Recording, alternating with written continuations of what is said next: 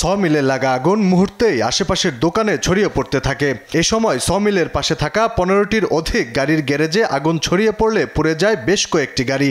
গ্যারেজে থাকা সিলিন্ডার বিস্ফোরিত হওয়ায় আগুন নিয়ন্ত্রণে ব্যাগ পোহাতে হয় ফায়ার সার্ভিসের কর্মীদের। গাড়ি পুড়ে যাওয়া ও ব্যবসা প্রতিষ্ঠান ক্ষতিগ্রস্ত হওয়ায় কান্নায় ভেঙে পড়েন ভুক্তভোগীরা। আমার 7টা গাড়ি শেষ হয়ে গেছে, আমার গাড়িটা ওই গ্যারেজ থেকে ওই সোয়ামিনে মেলেতে আগুন লাগছে, সোয়ামিনে মেলেতে লাগে আমার গাড়িটি ঘুরছে।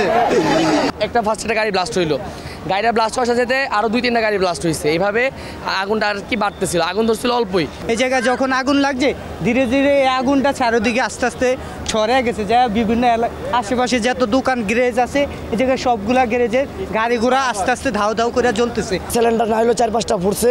আমরা এখানে 7টা থেকে আইছি, দেখি আছে খালি আগুন ধরতে আছে, পানি দিতে আছে, কিন্তু আগুন নিবে না, পানি দিতে আছে, আগুন বাড়তেছে। ফায়ার সার্ভিস জানায় প্রাথমিকভাবে আগুন লাগার কারণ ও ক্ষয়ক্ষতির পরিমাণ জানা যায়নি।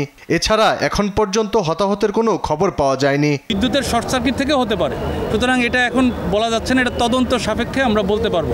আমরা এখন পর্যন্ত কোনো আহত নিহতর সংবাদ পাইনি এবং আমাদের সবাই আল্লাহর রহমতে ভালো আছেন। ফায়ার সার্ভিসের 2 ঘন্টার বেশি সময়ের 9টি ইউনিটের চেষ্টায় আগুন ধীরে ধীরে নিয়ন্ত্রণে আসে। আশপাশে আর ছড়িয়ে পড়ার শঙ্কা নেই বলে জানায় ফায়ার সার্ভিস। এই পর্যন্ত আমরা 9টি ইউনিট কাজে লাগাতে পেরেছি, আর আমাদের 4টি ইউনিট এখানে চলে আসছে বাট কাজ করতে পারে নাই। আলী আক্কাস, আকাশ, দেশ টিভি, ঢাকা।